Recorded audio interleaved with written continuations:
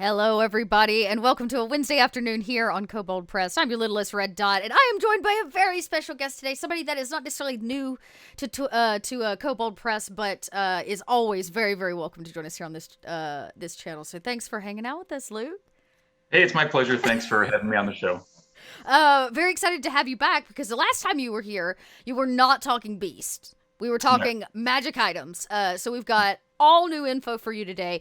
And as always here on Kobold Chats, I do my absolute best to spill as many beans as I can without upsetting our Kobold in chief. So here we are. And we've got some to spill today because we're actually going to talk about the beast that you submitted to our current Kickstarter, Tome of Beasts 3. And oh boy, has it been a Kickstarter. Since the last time I saw of you, which was just 1 week ago, we crossed the $500,000 mark on this Kickstarter, which is kind of mind-blowing for our small little kobold business. It's a very, very exciting time for us, and we are just immensely grateful for the support of this book, which will be the last in and kind of complete the four Beast books that we have put out through Kobold Press. And you can see right there on the screen, and I'm going to drop something in chat so all of you can check out the link if you want to.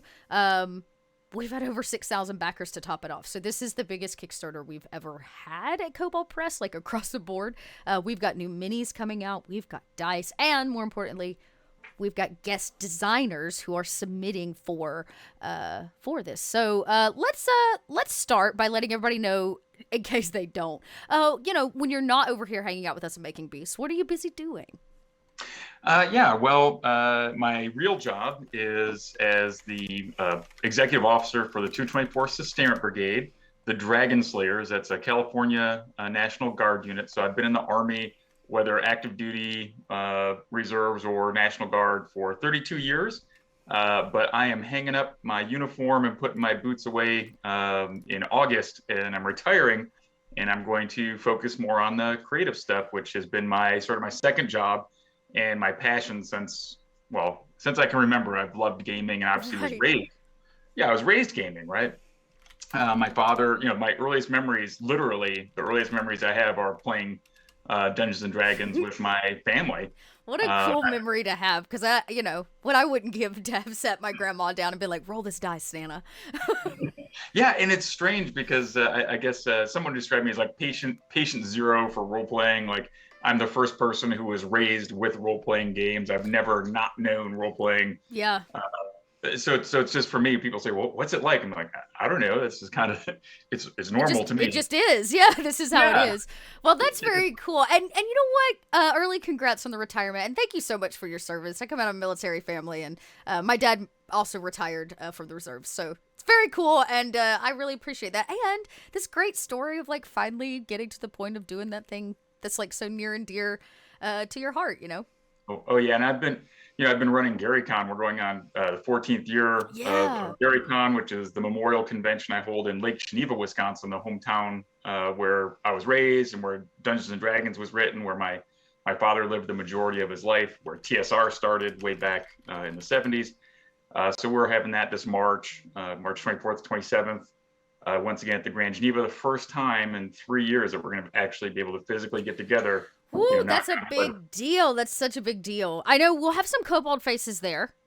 So head out to GaryCon. I unfortunately will not be. I have so many cons, so little time, especially with the state of the world. So we split the task amongst all the many internal kobolds. But we'll have a couple people there, so make sure to definitely check out GaryCon, everybody. And we'll be participating in some way or shape or form, online or off, for sure. So okay, well that's cool. Yeah. All right. Well, you said you're all into like your creative process now. Like you get to do it. You're getting to the point where you get to do it full time, which is really any creative's dream. Let's be honest, to like work to the point where you get to just do that creative thing all the time. And in this case, you're giving some of your amazing talents to us for this book. So why don't we crack open the first bean, drop the first bean, and tell everybody what creature you created. Yes, so I don't want to take all the credit for creating this creature because I did it in collaboration with my daughter Miriam, and it's called the hocker. and it is sort of a feline-looking beast that has that is actually domesticated. It's an animal that is in the service of the deep gnomes. Oh, Uh, okay. Yep. So it was bred. It was bred by the priestesses of Grencha Barrelborn, who is the patron deity of motherhood, the Mm-hmm. hearth, kind of taking care of the homestead, right?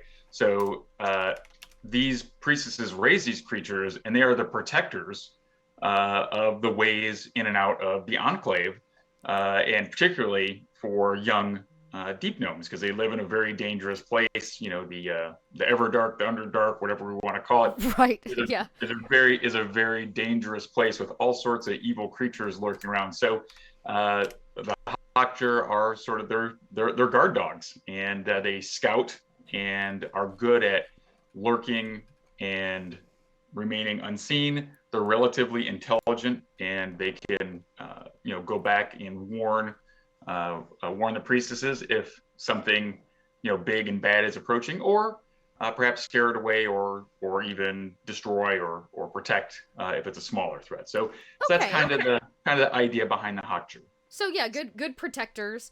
Yeah, I was reading here. So imbued with the power from the plane of Earth, which I think is really interesting for a feline build.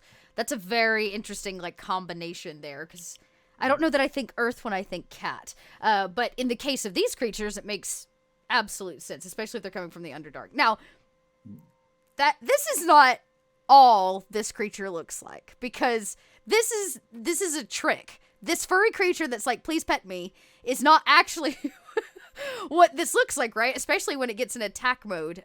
So I'm gonna reveal the second image here. Let me load it up, because oh boy, it's a lot scarier, I might say, than I think that image that was paired with it is for actually like a Death Eater or something weird like that from the Oh, other. is it? Oh, it's from somebody Yeah, else. yeah, Oh, yeah. okay. I was Oh no. like, please So, tell me this cat does not oh my gosh. transform into this horrible creature, because Oh this no. is not a petty pet cat. No, that would be that. That's great, but that might go for like Call of Cthulhu or something. I'd be like, oh, look at this So great cat. terrifying.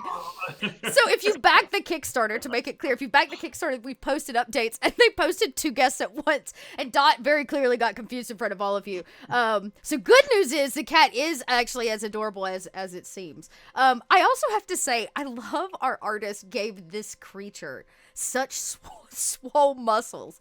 This cat does not miss arm day, not ever.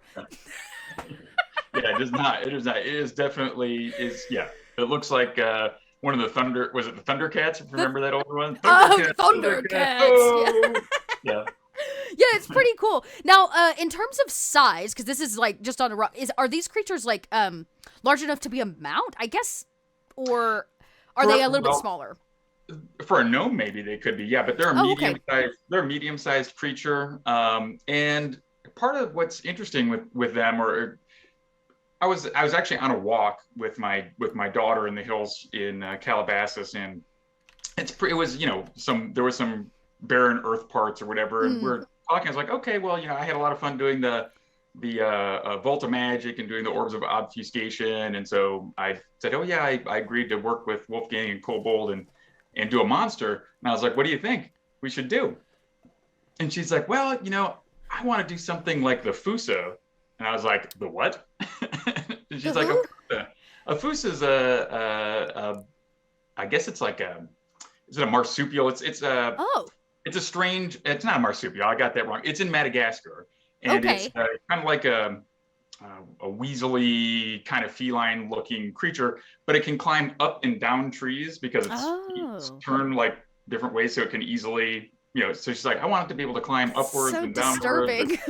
Right. And I was like, that's kind of weird. So I said, okay, well, let's do something. Let's mix in, an earth, because we were walking through and there was like, it was raining and there was like some mudslide stuff going on. I said, why not mix it with like earth elements and see what we can come up with. And we decided it could, can climb up and down stones. So, well, how can it do that? Does it have super sharp claws, or is there some other capability? I thought, well, if it's aligned with the elemental plane of Earth, Oh, okay. Yeah, why yeah, not? yeah. Why not have some sort of ability to kind of a very minor, like an earth melding capability, Yeah. so that Yep. it can just, you know, sink its claws right in there. It changes the stone Right. and stuff so it can climb up and down. And I thought, okay, well, what would be fun? And she's like, well, we don't want something that's just evil. I don't want. She said that's not fun. She said things that are just evil. What a smart kid you've got. Yeah, she said that's not fun. Let's do something else. I was like, okay, well, if it's not evil, and it's in this terrible, a very scary underworld place, well, what could it be doing? Well, maybe it's a protector. So it's it's domesticated and right. Okay. Okay. And I'm like, what's down there? Well, I'm like, okay, could there be? It's like, oh, if it's not evil, it's that take kind of out our Durger and our the Drow. And I said, well, what's really down there? Left? Well, yeah. I said, well, we could make up a whole new race of underground, and I said, okay, that's going too big. It's going to build that back. It's just one creature. Hold that idea for a different book, okay? Yeah, we'll do that later. And I said, okay, well, who really? I don't know.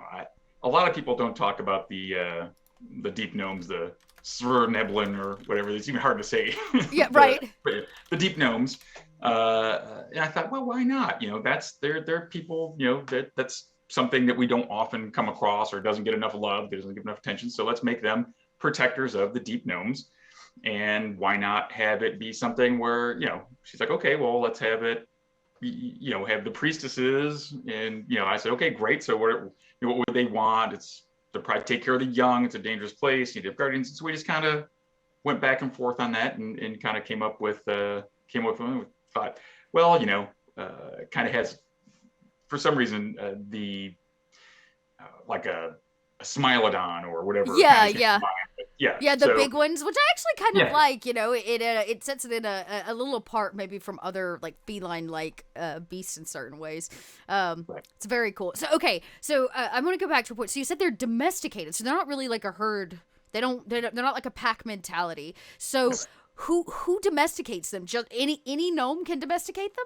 Well, it's specifically the priestesses of Grintra, whose job is hearth, motherhood. Got it. Keeping, protecting the actual okay, that makes sense. So they protect the young. It's basically like if there's a nursery around, that's what they're protecting. They're making sure that the gnomes survive, right? You got to protect the children. Interesting. Very interesting. Okay. Definitely we got these. Okay. I say it didn't hurt that we got a puppy dog right around that same time. Oh, I see. There's a direct inspiration. Oh no, we're gonna get a picture. Puppy, hi, puppy. So I disturbed him. So, he's not a cat, but he. But I can see how cute you are. Look how cute. So that's our little Grogu. So we decided he was a good protector for my daughter. So I love that. Okay. So very cool. So first off, are we talking? Are you talking about like Darrow, the crazy gnome race, or just regular old normal underground gnomes? Just old normal underground gnomes. Yeah. Okay. The more friendly. They're a little xenophobic, but they just like there's the gnomes who are a little bit closer to the surface. These are their cousins, a little bit more rustic, maybe a little bit. Okay. Yeah. A little. This is interesting. I would love to see an attachment to like a druid community for a story element. There's still like some really cool things like wrapped up in that idea of like this protector animal in a certain way, almost a hive mentality, but they're not a hive. They don't actually share the like hive mind, but the idea of like protecting the larger pack or clan. It's very, very cool. Very, very neat. Okay, so we talked a little bit about how you both work together on this, which I think is really interesting. And I know something that's becoming very popular is like co-creation and co-GMing at a table, sharing the responsibilities. I'm sure having it as your own flesh and blood makes it maybe easier. Maybe it makes it harder. I don't know. But what is it like? How do you go about a co-creation process? Whether you're doing it with, say your own flesh and blood or working with somebody else on another shared single project, or outcome. Yeah, I like to do collaborative work more so even than working on my own, mostly because I like to talk about it and then kind of jot down my ideas. Nice. So okay. It's better for me, and it also has somebody to help hold you accountable, so you can't procrastinate. So that's another good thing, right? It's a plus. Yeah, absolutely. But no, it's great. I mean, working with my daughter, she's fairly captive. I can be like, hey, sit down and let's talk about this. But cool. Yeah, but she enjoys it. It's just a great way to connect with, someone you care about, whether it's a friend or a family member, and you can share that passion. Just like brainstorming is Mm, a creative tool. This is working with somebody kind of allows you to throw ideas up, get some feedback. Maybe you can, you come up with an idea, then they think of a variant of that. You kind of work that and kind of, hammer it out over, over the fire and forge it into a finished product. yeah. So yeah, I enjoy that, and I think it's great. Now, of course, you want to pick somebody that you can work with, right? Yeah, right. Not somebody who's going to drive you crazy or Yeah. who has very different viewpoints on things. Although, I mean, maybe as a challenge, It's that's a true. way to Sometimes challenge two your boundaries. perspectives never hurt anything. Yeah, yeah. I mean, the first module I'd written in a while. I wrote one for GaryCon in 2013. I started writing the GaryCon open modules, Oh, and yes. yep. And I partnered. I was like, man, I haven't done this in a while. I wonder who I could, who I could kind of call upon. And so I talked to my friend James M. Ward, is kind of like Uncle Jim, and I was like, and he's like, yeah, sure, we can work together. And he works very differently than me. He's like, let's get outlines, be on to Right. and I was like, well, I'm more free form, and so I had to. But we did 3 modules together that I think turned out really really well. And some of the different ideas he came up with, maybe was forced to kind of adapt some stuff, and I think it grew and developed the setting and in those series of modules in a really positive manner. And we worked at a distance, right? Right. He was in Wisconsin, I'm out in California, and then obviously working with my daughter Miriam, we're just right here and we're able to talk, and then I just took the notes. And it reminded me a lot of working with my dad Mm. when I would play. I was young. I was probably younger than her when I was doing some creative work, and it would just came out of a gameplay session where I wanted something didn't go. Usually something didn't go right. Right. Yeah. Yeah. So I wanted to figure out, well, how can I get an advantage, right? Isn't that the thing that spurs us on a lot of times as players, right? And what comes to mind is like Melf's acid arrow. So Yes. Melf was one of my characters, a fighter magic user, and I used to solo adventure the youngest of my dad's children before he remarried and had my half brother was a lot younger than me. So I was the youngest, it's the only one at home, so we'd play one-on-one a lot of times in exploring Castle Greyhawk. And a lot of times there would be a group with an evil priest or a wizard or some sort of spellcaster, right? And then some meat shields, whether it's orcs or kobolds even, or Right. Yep. Yep. we Yep. don't want to kill any kobolds, but whatever it was, bandits. And so as the problem I would have is I was fighting these guys and I'd be getting spells thrown at me. I was like, man, I really need something to occupy that spellcaster for a couple rounds so that I can clear the Mm-hmm. the fighters in front and then get to them, close the distance. And so that's how the acid arrow came about. I just wanted to have a spell where I could, if I couldn't do it, literally put acid on an arrow, because that wouldn't work, right? Right. I wanted magical. I said, okay, well, how about a spell that'll do it then? Yeah. And I was, 9 or 8 or 9 or something like that. And sure enough, that's what it was for. So I would use that spell to hit the spellcaster behind everyone, and they take a very small amount of damage, right? But in first edition, if you take Right. damage, you cannot cast, right? So he'd take 2 or 3 rounds to get past that damage. They couldn't cast spells. By then I would have been able to punch a hole in the line and be able to get in their face and fight that way. So that was, Yeah. Nice little tactical play. right. Yeah. And my dad and I just hashed that out through discussions and how it would go. And then I'd had to, spend time and explain what I wanted to do and in game time and in the laboratory and all that. And then you come up with you have a spell and you write up the spell together. And so kind of the same thing with Miriam, okay, what do we want this creature to do? Okay, it's not evil. It's, kind of like a Fusa. We're going to put it underground. And then, okay, great. And we just start coming up with the ideas and doing a little bit of composition. And, I'd run things past her and she'd say, okay, that's good. Or let's tweak it a little bit this way. And there you go. So we probably spent, I don't know, 4 hours or something working on it together. And it was fun. That's very cool. Okay. Nice thing too. Like it looks like dedicated time seemed like a big part of the collaborative process of like sitting down to do the thing together, or giving the space of the play back and forth, the give and the take. Now, I imagine since you've been doing this a while, this D&D thing for a bit, you've created other monsters in your lifetime, maybe for your home games, or maybe for another print or copy. Do you have a favorite monster you've ever created or beast? Yeah, I think just because they're so much fun and they made it into the D&D cartoon, the Bullywug. The Bullywug is probably my favorite. So that's a good one.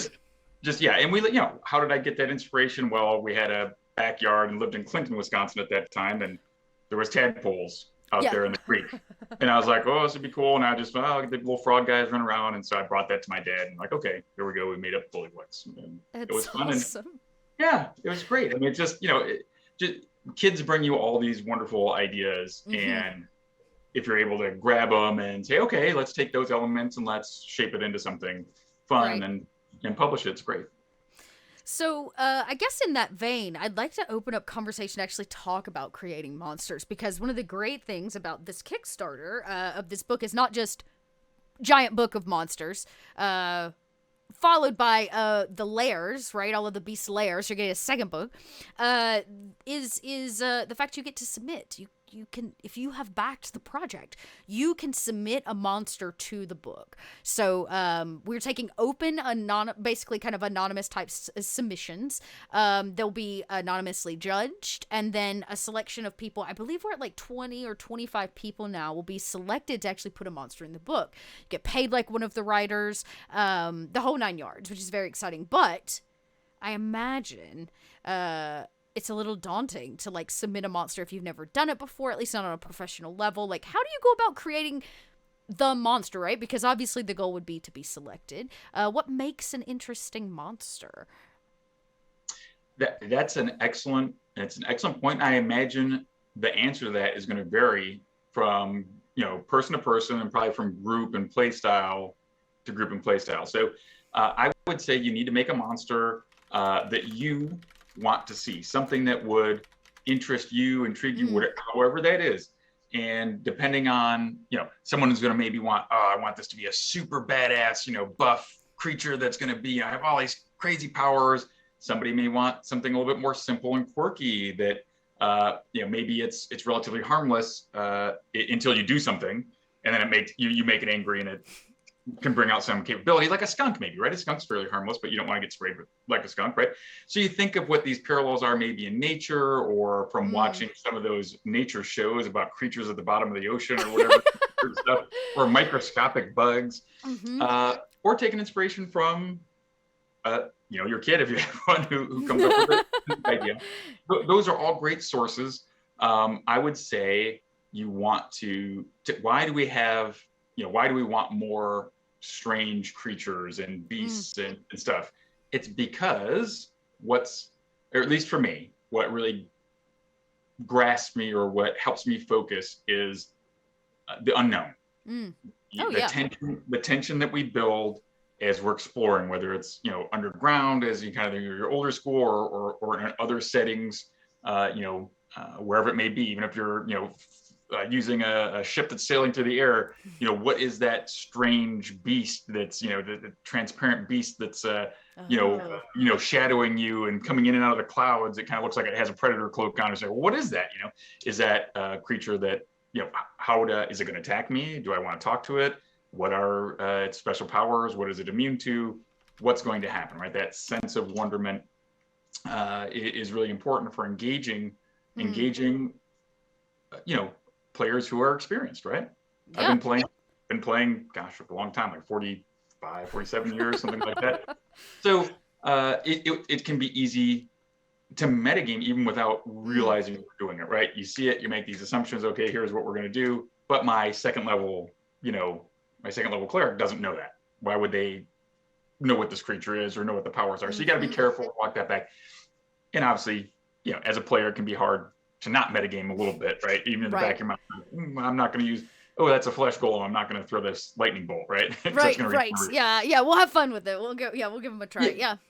Yeah, so there's lots of different ways to change things up that DMs do, I'm sure, make them look a little, make your creature look a little bit different, Yeah. change some of its vulnerabilities or susceptibilities, make little variant creatures. But that's why you want this Tome of Beasts 3, is so you get all these fresh material. Because it's hard to think of it, right? It's hard to think of 400 creatures. Oh my gosh, that would take some time. But here you have everybody collaborating. Yeah. This fantastic, huge Kickstarter that's amazingly successful to bring you these great creatures. So It's true. So how do you design it? I would just say start. Pick one of those things. What's going to be your inspiration? Or if you got multiple, write them down. Write down 10. Write down the 10. Or take 2 minutes. How many creatures can I think of? And just jot down. Okay, that's this. It's this. It's this. And then look at it with a critical eye and go, all right, this is what I'm gonna work on, and then go from there. It's just getting that spark and start. Yeah, and get it going. And I liked that viewpoint as well of like what would you like to play, right? And I think that stems from what are we missing? That was a really great suggestion I had heard as well. As like what haven't you seen? But more like what when you're in a setting, what have you been missing? What do you feel like's not available for your use? Sometimes filling in the blank spots are very, very helpful. I like that a lot. That was a good suggestions there all around. Now, when it comes to beast design, balance is kind of important because it needs to be playable, right? You could create, a brand new dragon that could slaughter a whole continent in a single blow of its, but that's not playable. So what is it about the balance of creating, that goes into kind of creating the monster? Like, how does that go into the creation process? Yeah, and again, so think about, well, in what type of scenario, where would you encounter this creature? Again, is it a wild creature? Is it something that is constructed? Is it an aberration? Is it a fiend? Is it, and that'll kind of give you an idea. Okay, so I kind of understand its environment. Is it something that's very strong? Is it something that's a common creature? And then you're gonna gear it to that challenge rating, right? And you can think about, or that's one way to do it, right? It's kind of rationally sorting it through. Or you can be like, it's gonna do this, and then you can back engineer everything to make it fit. So it's either, and then to like slide, right, slide it in. Either way, I've done both, and you're right. I mean, I thought of I really just wanted to have a dragon that was. I did this for my World of Okra stuff in the Trouble in Loch Geneva. I wanted a dragon that was going to be a mix of two types of dragons. Like, why couldn't dragons? Why can't you get a mule, right? Oh, essentially, right? Yeah. So, yeah. So I came up with a white and a blue dragon combination, and I just used whatever. It's like magical chaos that created right, yeah. Whatever.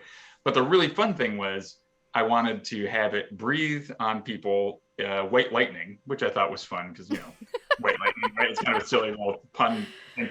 But it would shock them, and if they failed their saving throw, they would also be coated in a thin, in a layer of ice, and kind of basically have to make a strength check or whatever to break out. To like break it out or move from it. Right. Oh, like an extra thing. That's cool. Right. Love that. Yeah. Okay. Yeah, but that was kind of mean. That's the evil spirited GM that's deep inside of me, right? I can be a difficult. I can be so. I wanted that to be an extra challenge, something they wouldn't expect. And then I just figured out, okay, well, why is that? I wanted this cool thing. Now I had to explain why this cool why thing. it is that way. Yeah. Right. So that's one method of doing it, or you can go absolutely the opposite way. Here's the environment that it's in. Here's how I would see its ecology working. Here would it be its prey. Here would be its things that would prey on it. Here's how it fits into a society or whatever it is, and then you kind of structure it and that'll give you an idea of its power and some of its capabilities that would need to survive or thrive. And like working backwards from there. That's very, very cool. Now I'm a big fan of what I like, because if you really think about it, legendary level monsters actually don't get used near as frequently as, say, the throwaways when they're like the mass things of ghouls or small creatures or like low crit level or creatures that you have. Perhaps even kobolds. Even kobolds, like, let's be real, like, how easy. So the smaller things, and so those I find tend to be actually way more important, especially if you're going to do an open submission of this kind, right? Because we're going to be able to have this many legendary creatures versus like this creature, I imagine isn't terribly strong. I imagine it does its job, but like you're not going to base a whole campaign, I don't think, around a single one of these being your antagonist. Maybe if you're 0 level characters. No, not at all. These are just some fun color to have if you're deep underground. You might be able to recognize these things or whatever it is. And yeah, they do. You can have a pack of them, and they can communicate with the priestesses and that sort of things. But yeah, this is not like your big bad guy. It's not a Tarask or a Illithid or whatever.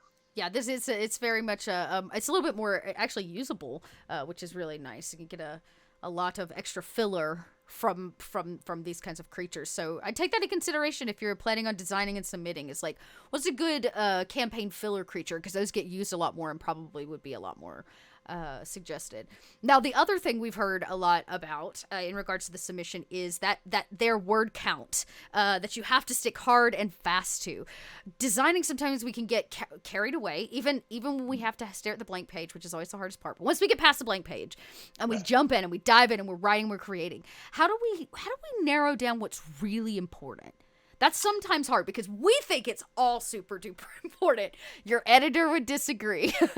Exactly. And that's it, is that second set of eyes. It's the same thing that your English or literature teacher told you, all those years ago when you were in school. Write it, put it down, and pick it back up and read it. Oh. That's one technique, right? So give it a day or two and then read it yourself, and you'll have a more critical eye. Or hand it to someone who you trust, who's obviously going to know a little bit about gaming, obviously has the requisite knowledge to be able to read and understand it. Have them take a look at it and see if does it make sense to them, they understand it, and is some of it extraneous if you're over.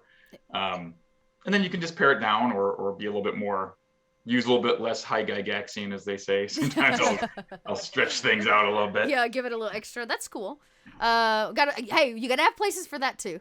There's places for that as well. I was looking at chat. Any questions? I will say, chat, now's a great time. You can start tossing questions our way as we're talking about like designing more monsters. We have had a request actually from chat, which I might throw at us here at the end. That could be a fun exercise for you and I to create a monster before the stream is out. Little quick 2-minute monster creation. Love that. Love that. So, have you ever had something completely rejected? Like, how do we deal with rejection as creators? That's a toughie one. Ooh, that is. I haven't had stuff rejected. I haven't, and that's mostly because I'll make up my own stuff, right? I publish my own. I do it myself, so nobody can tell me no. I love it. But there's things that are more successful or not, or there's ideas that you look at and go, man, that's not so good. But I'm very fortunate in that regard. I would say don't fret about that. Do not worry too much. Guess what? When I've published stuff, I've had people say, "Oh, this is terrible. This is the worst thing in the world." In the first, I think back in 2000 or whatever it was when I did the Lost City of Gaxmore, some reviewer was like, "Oh, this is terrible. Give it like 2 stars or whatever, something like that." And I was like, "Oh, wow, I felt really bad about that." But then 20 some years later, people are still playing it and saying, "Wow, this is really fun and enjoyable." So just realize whatever it is, not everyone's going to like it. Some people will like it, almost assuredly. And it's all right. It's better to find your style, develop your style, and that just goes through the repetitions. Even my dad, who was obviously had some success in gaming, he said the way to get better is to sit down and do it. He said it's going to be a struggle at first. You'll get better. You'll get faster. And I remember finding a manuscript of his. It was called The Hornbow. It was typewritten pages back in those days. And I was like, "Hey, what's this?" And he's like, "Oh, no, put that down." I was like, "What is it?" He's like, "It's a novel I wrote. It's the first novel I ever wrote." And I was like, oh, great, let me read it. He's like, no one's ever going to read that. Complete garbage. It's complete I've been garbage. waiting for a winter where we have to burn the manuscript. Yeah, right. Pretty much. He's like, that's garbage. I would love. I wish I had just lifted it back then. I was in high school or something. I wish I'd just taken it and read it, because I never did read it, and God only knows, it's probably been lost at this point. But everybody has those feelings. You're gonna have rejection in some way or another, whether it's market rejection where it doesn't sell, or just when you submit. Remember J.K. Rowling's with the Harry Potter, Harry Potter, they told her it was, she got turned down how many times before somebody? So like hundreds of times or something like that before anybody told her yes. Dungeons and Dragons was a bad idea. My dad got shot down and had to start his own company because no one wanted to touch it and told him how stupid it was. So yeah, I have to always remember, no doesn't actually mean it's bad. Right? So just because somebody says no to whatever it is you created doesn't actually mean that your creation is not any good. It just means, as you pointed out, maybe it's not right for this or that or this or that. So, yeah, great suggestion. Now, when it comes to playtesting new things, it may not hurt to actually playtest your monster to see if it works at a table, especially if you're going to commit or submit it. So what are you looking for in a good playtest? To really playtest something new, how do you know it works? Yeah, good question. I would say you'd probably want to play test it with a couple. If you have the luxury, you have luxury time. Play test it with several different people, 3, 4, 5, if you can get it. And depending on what the creature is, it's probably going to be combat stuff, right? Most likely. I mean, there can be some talking, there could be whatever it is, but the combat bits are probably where you need to check it and see, is this capability too tough or not? And I wrestled with that. I had so much fun doing the hocker, and we talked about it so much, and I liked the idea of it being a domesticated, version of something else, right? I just typed up, I was like, well, I could send it, and I was like, well, wait a second. I said, all right, Wolfgang, check this out. Here's a variant. It's it's like kind of like, this is the dog. Well, where did it come from? A wolf, right? So I said, let me this is a little bit bigger. It's less. It's not domesticated. It's wild. It's going to just be probably low, caught on the the edges. It's not. It doesn't like deep gnomes or anything like that, other than maybe as a tasty snack. It's not. It's more like a wild beast. And I call it the vector.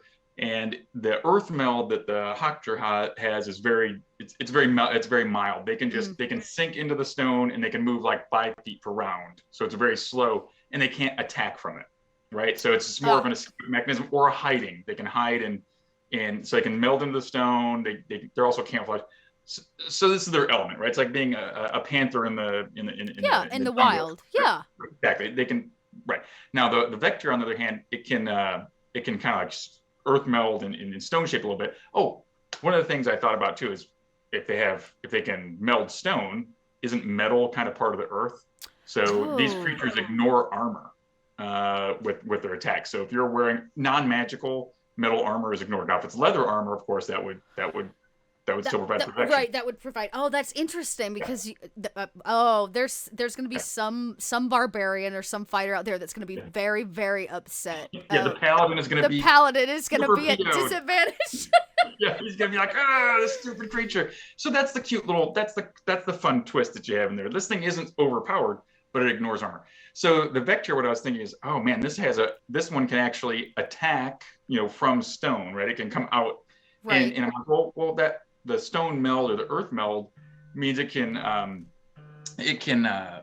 shape that in like a 5-foot radius. What I was thinking, it could potentially grab you, like it is that pounce attack. It can knock you down, right? And what if it earth melds? Oh, it earth melds with you. It earth melds with you, and what happens, right? Oh, that's no good. Right. So I was like, that's fun. But I left it up to your guys' editor, so I don't know if this will come out, if this will be included or not. So this is may or may not appear in the. So in the tone. Icky. But I thought you probably need to make some sort of like saving throw to and it's going to be sinking in, and if if you break away from it, suddenly there's not air in that rock anymore or whatever it is, and you're and you could be stuck. So it could be very deadly, and that may be overpowered, right? So I said, okay, editor, take a look at this. you guys decide do what you you want. decide. Yeah, that second set of Right. eyes to look back on you. Okay, so Right. definitely test is what I'm hearing. You know, playtest never hurts. Like try it at your tables, Yeah. and see how it plays out because Yep. you never know. And I really like that suggestion of like it's like the alternate version of the first. That's almost a good writing exercise. So when it's like it still has all the same rough properties. The difference is we're kind of removing a backstory. We're moving this piece, and now I need you to fit it into this thing. That's an interesting way to get over maybe those fears of being rejected too, right? It's like, okay, get rid of like I'm stuck on this thing, right? That's what they always tell actors. It's like don't get stuck in one way of saying things because your director's going to ask you to say it a different way, and you need to be able to just like let go of your choice. Don't get too caught up in something. Love it. Welcome in, everybody. Looks like we got a couple people coming in here at the end. We are asking questions. Luke, of course, one of our guest designers for the Tome of Beasts 3 book. If you've got a question for Luke regarding monster design or maybe another question regarding the tabletop industry, now's a great time to ask it. We're over here pontificating about monsters. So yeah. I don't think I've missed any questions, but I do really love this idea of doing a quick monster build. Like, Okay. what does a collaborative... in the past on the channel, I did one of these with the chat, and we did a random search for an image online. Okay. So we did a random search, but I'm saying maybe this time we do it different because I was using that as a one way of becoming inspired to create something. And it's funny, actually, we created a marsupial of all things earlier. When you said it, I was like, oh, no way, we already created a marsupial. It was actually called the bogsupial, and it was kind of an oversized, like, swamp like monkey that had a pouch. It was a disaster. Thank you, chat. Let's I don't know, let's see what we can come up with. Chat, I'm gonna give you about 1 minute from the point of you hearing this, because I know there's a little bit of a delay, to maybe toss out maybe it's an environment. What is the inspiration to get us started to maybe create a quick custom something? Yeah. Yep. Great question. Actually, I can answer this one really quick while y'all throw it out. So, has Kobold thought about licensing a mini line or the past monster books? I don't know about that. We partner for our minis. Actually, on this Kickstarter itself, we're going to be doing minis for a lot of the monsters, and we've expanded the minis that are going to be coming out, and those are created by Effin' Cool Minis, which uses a plastic injection process. They do fantastic minis. Love their minis so much. So you can come check that out or get an idea of what is coming up in our next mini painting show, Happy Little Kobolds, which I think happens in 2 weeks, maybe 3. We're going to be painting one of the minis from the Kickstarter set of Tome of Beasts 3, so you might want to tune in for that. Actually, it's funny, I have my little kobold we painted last time right here. Little kobold. I know you can't see him, it's not focusing, but that's okay. This is interesting. So this says, seems like maybe a kobold is in the works. Everybody really likes the idea of us making some kind of alternate kobold. Swamp and Arctic have been tossed out, but any monster type you feel are underrated and hope to see more of. Megan, our editor, came on last week and mentioned we were, as Kobold Press, they did like a big survey of all of our monsters, that coastal monsters had kind of gotten like a low number. So coastal monster might be kind of fun. A coastal kobold. All right, so this sounds like an aquatic kobold. Yeah, an aquatic kobold. Or an amphibious kobold. Oh, I like an amphibious one. That means he could probably breathe water, or breathe underwater, but also breathe air. Is he webbed?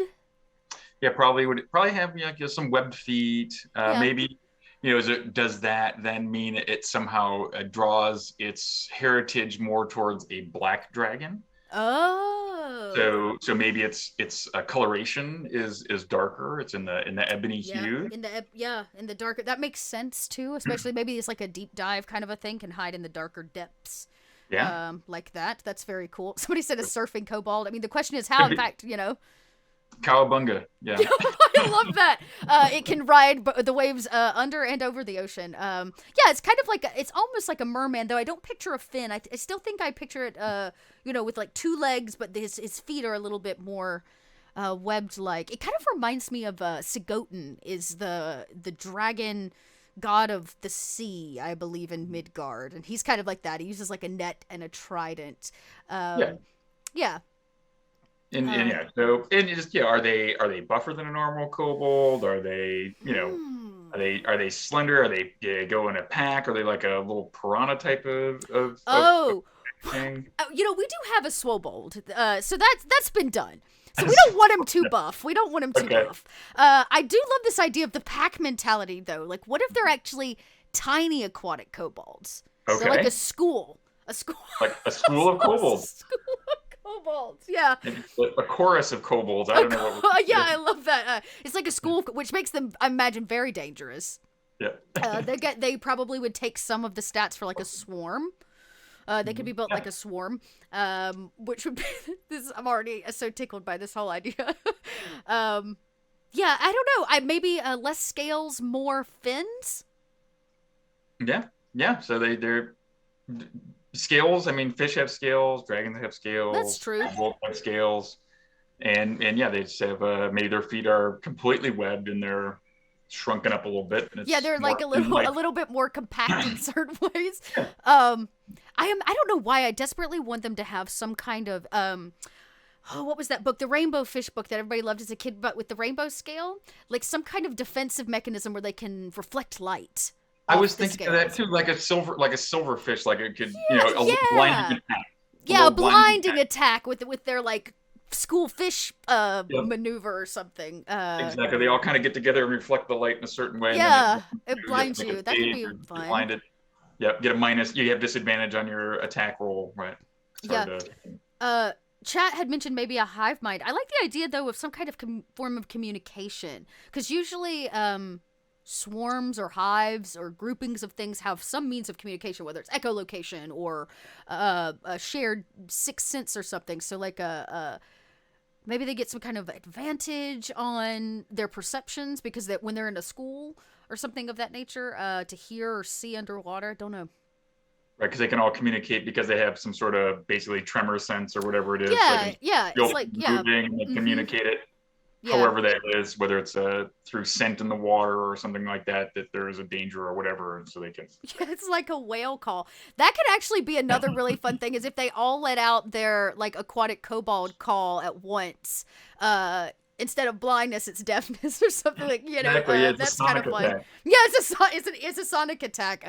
When they let out their like ultrasonic communication. Exactly. Yeah, and I think you're right, Twitchy DM too. That consideration of like, are these just like are they just appear? They're just swarms, or do they arise out of something else? Do they have a devotion of some kind to like a sea patron? Like I said, I think Sigoten would be. Because they wouldn't do Nethys, because he's definitely not, the dragon kin don't like him very much. So I imagine if it was going to be a kobold, it would be closer to Sigoten, but... Were they the servants of an aboleth who has bred them and mutated them over many generations, and now they're this strange, aberrant kobold? That's very interesting. See, I'm so much darker than that. I was like, oh... What if they're born out of these, like, oversized barnacles on the back of some large sea creature? Okay. I like that. They're like corrupted sea creature. Like, maybe they eat. These are, like, they're born out of the corpses consumed by old kobolds, that died at sea or something. But yeah. No big deal, just strange. Yeah, dragon turtle. Somebody suggested a dragon turtle. That could be interesting. So these are like barnacles on a dragon turtle, and they. Yeah. Okay. Yeah. And maybe they're a little protective too, because like if the dragon turtle is their home base where they eat algae or whatever, because maybe they don't eat flesh. They're not flesh eaters, but I like the maybe we're going with the little protective route today, especially with your creature. There you go. Yeah. So when a dragon turtle's coming into your neighborhood because you got these swarms of amphibious kobolds that are swimming around causing trouble with all the local fishermen. There you go. Now, no beast is complete. There they are. Until it has a name. What do we call these aquatic kobolds? Chat, I'm opening this one up to you, Luke. If you've got a great pun, we were talking about dad jokes. If you got a great dad pun, I wish I'm thinking now's the time for it. Anybody? Let's see. I do like. They are kind of silverfish-like. I mean, you can always go the easy route, right? A school of kobolds is kind of funny. But okay. There's a coal swarmy. That's pretty good. Liked that a lot. Let's see. They're like... Oh, like sardines. Oh, I like that. Yeah, I do. I do Turtles too. might be a winner because I was coming up with Seabold. Oh, a Seabold. Hey, a Seabold's pretty good. That sounds actually very kind of royal, though. I like that. A coral bold, so they could also, you could attach them to a coral reef. That could be cool. Oh yeah, Aqua olds. Aqua. Aqua. Yeah, I thought about the Aquold or Echold. Yeah. I love that so much. Chat, you're killing me. I actually kind of like the sardine idea. That's hilarious. Like, if they're actually super tiny and they actually get canned somewhere in Midgard, they put these sardabolds in. I love that. That's so funny. Yeah. Well, there you go, everybody. All right, Startabolds. Yeah, that's it. Just to make it even worse. So they're hunted nonetheless. They're hunted nonetheless. All right, everybody. As we wrap and it's up dangerous. Today, It's dangerous to hunt them because the dragon turtle. You might get too close to the dragon turtle. to the dragon turtle. So yeah, I bet they're a rare delicacy on pizzas across Midgard. Exactly. Boom. Done. Oh my goodness, there we are. Kobold Chats for the day. We've brought you a ridiculous monster, as well as a very professionally done monster by Luke and his daughter. The Kickstarter is live now. You can head on over to Kickstarter and take a search for it, or you can hit that link there in chat. It is called Tome of Beasts 3. I think actually it's called Tome of Beasts 3 Full Throttle, 5th edition, which I think is hysterical. So get over there. We are so far past our goal, and everything from this point forward, we're talking stretch goals. We're talking extra miniatures, we're talking dice and extra books and new maps and all kinds of things, so you have a chance to not only back it but to get involved in it. One of the reasons we created this silly creature is to show you how easy it is to make a creature for you to submit to this book. It's a great way for you to get involved, not only with Kobold Press, but to help us make this book the absolute best that it can be. So I want to thank you again, Luke, for joining us today. Thank you so much for coming and sharing in some Wednesday afternoon laughs. I want to thank chat. Thank you for being here. If you popped in, if you dropped by, make sure you hit the follow button so you know when we go live again and you don't miss a moment of the action here on Kobold Press. And Luke, as we leave everybody today, do you got any a last tidbit of information, a little nugget of gold for them to take away? My nugget of gold would be self-promotion by saying go to play.garycon.com. If you can't come to Lake Geneva, be there virtually. We'd love to have you and celebrate a life well played, the foundation of this wonderful tabletop RPG industry that we love so much. Absolutely. And we'll, like I said, we'll have a couple kobolds there too, so you can check us out at GaryCon. Go be there, even though I can't be. I will live vicariously through all of you, and we will see you back here next week. Same Kobold time, same Kobold channel for another Kobold Chats. We're going to sit down more of the guest designers from this incredible book, Tome of Beasts 3, and hear more about what they have to say about designing beasts for Kobold Press. Thank you all so much for joining us, and we will see you then. Bye-bye.